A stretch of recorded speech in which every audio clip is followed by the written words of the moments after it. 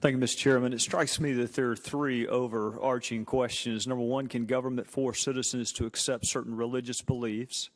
Number two, can government prevent citizens from holding certain religious beliefs? And thirdly, Mr. Chairman, can government decide which religious beliefs are acceptable and which are not? And I find it instructive that in what is supposed to be a legal hearing on the free exercise of religion, the Democrats offer a healthcare professional as their witness.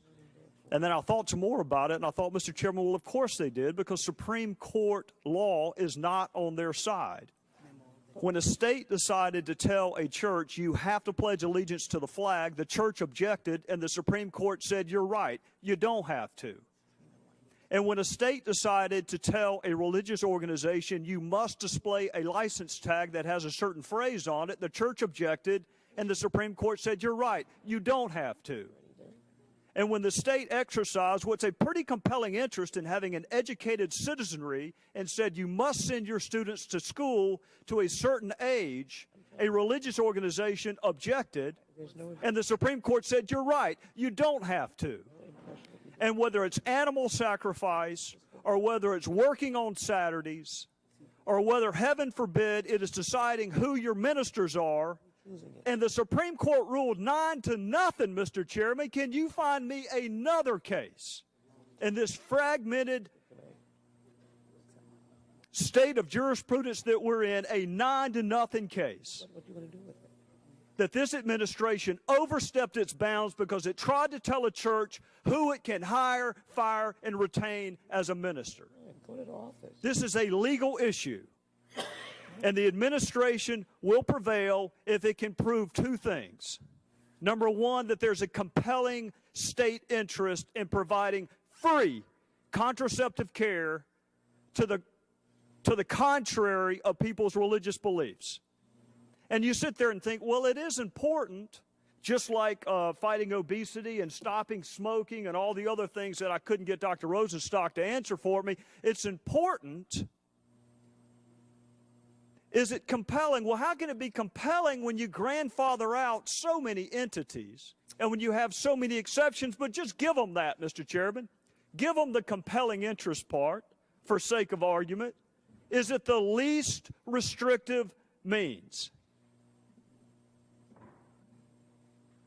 Mr. Chairman, if our colleagues on the other side of the aisle want to create within the penumbra of the Fourth Amendment a constitutional right to free contraception, let them pass a bill. But do not make that man do it when it violates his religious beliefs. So I would ask this to the two legal experts, because I'm not. But you don't have to be one to look at Supreme Court law and see if you can protect a group's right to practice animal sacrifice in Florida, but you can't stand up for the Catholic Church's beliefs on when life begins? So I would ask my two legal experts this. Does it meet the compelling interest test? And is there a least restrictive means of accomplishing this goal, even assuming arguendo that it does? Ms. Monahan. Just to clarify, I'm not a legal expert, so I defer to our legal expert over here. All right. Ms. Uden. To answer your question in a nutshell, I mean, it's completely unconstitutional, and it does not satisfy the compelling government interest or the least intrusive means test. And tell us, in the 45 seconds I have remaining, why it doesn't meet the compelling interest test.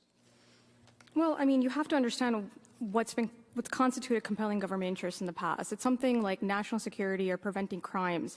I mean, if you really think about that standard, it's something that's used in the context of the Equal Protection Clause when we determine when racial discrimination is allowed and when it's not. And when that standard is met, racial discrimination is in fact allowed. So if you think about it that way, you understand just how extreme or how strict that standard is.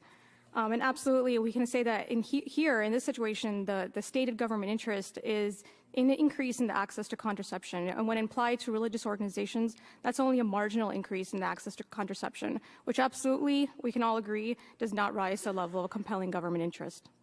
Well, I'm out of time, so I won't have a chance to ask you if the president can make people stop smoking, because that's in the overall health benefit of all of us, or whether they can make diabetics diet so all of our costs go down. I'll have to save that for another hearing, and hopefully the Democrats will invite a legal expert instead of a healthcare professional, Mr. Chairman, if we have another hearing. Well, Mr. Gowdy can be the chairman's lawyer anytime. Host of others on the Judiciary Committee. Mr. Speaker, I want to have a pop quiz. That may seem unfair to my colleagues on the other side of the aisle, but I'm going to give them a hint. The answer to every one of the questions is the same. I'm going to read a quote, and then you tell me who said it. These last few years, we've seen an unacceptable abuse of power, having a president whose priority is expanding his own power. Any guess on who said that, Mr. Speaker? It was Senator Barack Obama. Here's another one. No law can give Congress a backbone if it refuses to stand up as a co-equal branch. The Constitution made it. Senator Barack Obama. What do we do with a president who can basically change what Congress passed by attaching a letter saying, I don't agree with this part or that part? Senator Barack Obama. I taught the Constitution for 10 years. I believe in the Constitution. Senator Barack Obama. And my favorite, Mr. Speaker, one of the most important jobs of the Supreme Court is to guard against the encroachment of the executive branch on the power of the other branches. And I think the Chief Justice has been a little too willing and eager to give the president more power than I think the Congress or the Constitution originally intended. So my question, Mr. Speaker, is how in the world can you get before the Supreme Court if you don't have standing? What did the president mean by that when he looked to the Supreme Court to rein in executive overreach? If you don't have standing, how can you possibly get before the Supreme Court? So my question, Mr. Speaker, is what's changed? How does going from being a senator to a president rewrite the Constitution? What's different from when he was a senator?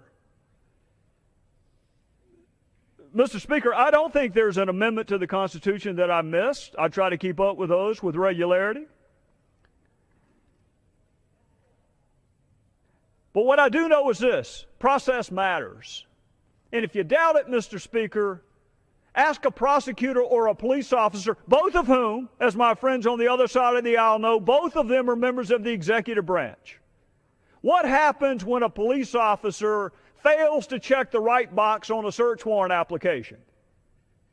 The evidence is thrown out, Mr. Speaker, even though he was well-intended, even though he had good motivations, even though he got the evidence, because process matters. What happens, Mr. Speaker, when the police go and get a confession from a defendant? He did it. This is not a whodunit. He admitted he did it. You got the right person for the right crime. But what happens if he doesn't follow the process? The defendant walks free. And the criminal defense attorneys who are now congressmen on the other side of the aisle know that that's exactly what they argued when they were before the judge. Not that the end justifies the means. Don't look at the motivations. Look at the process. Mr. Speaker, we are not a country where the end justifies the means, no matter how good your motivations may be. We all swore an allegiance to the same document that the president swears allegiance to faithfully execute the law. So I will be listening intently during this debate for one of my colleagues to explain to me what that phrase means. What does it mean not to execute the law, but when the framers thought enough of that phrase to add the modifier faithfully? What does that mean?